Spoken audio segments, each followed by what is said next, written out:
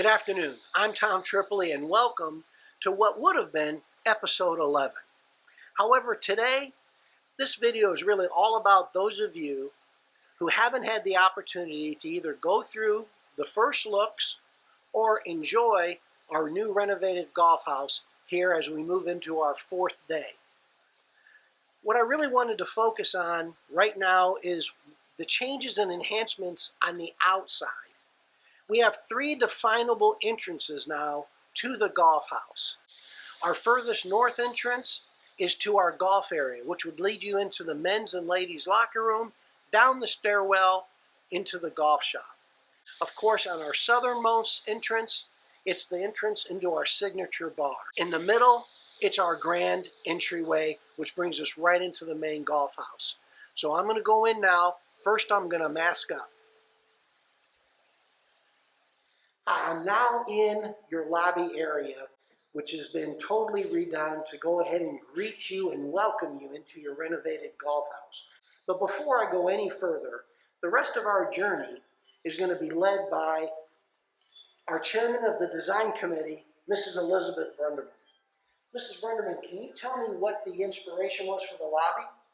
From the beginning of the project, we tried to focus on bringing the outdoors in and creating an organic atmosphere in the club, lightening and brightening the space. We really focused on flooring and lighting as much as we could, since those are semi-permanent things that can create a real wow factor for the members. You'll notice the hardwood floors in here, and then the organic light fixture above that looks reminiscent of branches with droplets. I'm now in the main dining room, where a tremendous amount of focus were on the main points that you, the members, brought to us to make sure we accounted for and took care of. So a lot of time and effort was spent on sound abatement, obviously continuing with what Mrs. Brunderman talked about, that whole light and brightness fill. As far as outside in, we accomplished that with a large operable wall. The awning is currently being installed, and we have outdoor seating. The other thing we keyed on was flexibility. So we have a private dining room to our southernmost area, which has got two operable walls, which allows it to connect to the main dining room or the signature bar. On our most northern point, we have a service bar, which has been redone, actually reminiscent of the old bar that we had. We were able to use Truan's buying power to get this custom carpet, which we hand selected the yarns and bought it directly from the mill. We saved a lot of money, but we're able to get a really quality product. We're now in the signature bar, and one of the main focal points of the signature bar is really our custom wine wall. The custom wine wall is temperature controlled and allows us to have a really good, generous inventory of our members' favorites and certainly some winemakers' favorite wines. The center point, obviously, is the four-sided bar, which is expansive and can seat up to 24 people in a normal situation. For COVID, however, we've got everybody appropriately spaced. Mrs. Brunderman, it seems like the lighting is exceptional in here. Yes, we were looking for a sort of an old clubby bar feel, like a bar you can find in London or New York. Give it a little bit more of an upscale feel in this bar. And these globe lights, or capiche shell globe lights we found from Restoration Hardware, they just really make it feel special. Members have the opportunity to go outside, as we have a large operable wall which leads out to the terrace, where all you have to do is look a little bit to the west and you are able to see your beautiful hole number 10, 18, and of course the green on number 9. Another important element in the signature bar, which brings some soul to the space, is the baby grand piano in the corner. The piano belonged to Susan Taylor, who was a beloved member of the club and had many, many friends here. In keeping her memory alive, Pat and I decided to share the piano with the club so all the members could enjoy it and remember Susan. Well, with permission, I'm in the ladies' locker room. What inspired all you ladies with this beautiful place? Well, we wanted to capitalize on the natural light coming into this space, which is unique to the locker room, because the men's locker room doesn't have that. So we found this really cool light fixture online. Sort of looks like a golf ball, but it also has a lot of organic feel. I think it's important to understand how much value we got out of Troon's buying power. We have this beautiful Philip Jeffries wallpaper in a lot of different spaces, and we got that at cost as well. Large areas for putting on your makeup. There's actually 4 makeup stations. Plenty of counter space where you'll be able to have flavored water that West Bay makes every single day. Inside, we've actually capitalized not only on shower space, but the women's also are blessed with a foot washer. We got a lot of our artwork through Claude Daniel. They sent us a lot of options, and our committee went through and selected those. We worked, our committee members worked well together, collaborating on the design, and we all were in agreement with what we selected. You know, now may be a good time to recognize the committee that you work with. Who were those people? Yeah, I'd like to thank my committee members. I had Lynn Liddell, Wendy Kephart, Marilyn Roja, and Bob Dunlop.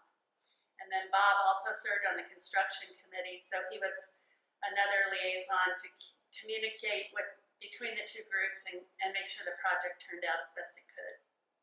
We're here in the men's locker room now, and this area has been reconfigured. But again, we're able to repurpose the current lockers that we had and had those completely refinished and restained, and it looks outstanding in here and just ties everything together. Was that ultimately part of the plan? Well, we were planning to repurpose the lockers. We were hoping that we would be able to use them as they were, but once we started into the project, we realized we needed to update the color and the finish on these. So we worked with a man out of Fort Lauderdale, Alex Flores from Phoenix Group, who had a connection with Cindy Anderson. And Alex actually made a whole lot of our furniture here in Florida, all of our dining furniture and tables out there. Even this ottoman here, Alex made for us. So it was nice to keep things local and know that we were going to get them on time and on budget. We're still here in the men's locker room, and I wanted to give you a little close-up view of the handsome quartz, the wonderful fixtures, all the way from the teak benches here in our showers. But also there's some crowning achievements in this area. Would you like to touch on those? Well, once again, we have the Phillips Jeffries wallpaper, just really high-end wallpaper. It's very durable, it's beautiful. It looks like grass. It's called meadow, so it brings in, again, the organic elements that we were trying to achieve. And then these light fixtures are reminiscent of water. We got those online. We did a lot of shopping online to get things, especially during COVID. It was very challenging to get samples and look at things. So we did a lot of online shopping and mailing samples around to each other. But I think our committee's really happy with the product, and I hope our members are as well. Well, although there's a lot of new, there are some things that we really wanted to keep and capitalize on. There's always been a tradition here at West Bay to where we welcome you, our valued members, when you come in for your morning golf with fresh brewed coffee, some snacks, and of course fresh fruit. During the time of COVID, these are all individually wrapped for you, but we do look forward to getting post-COVID and bringing the return of some signature muffins, some of those mini donuts, and all those things that you've grown accustomed to.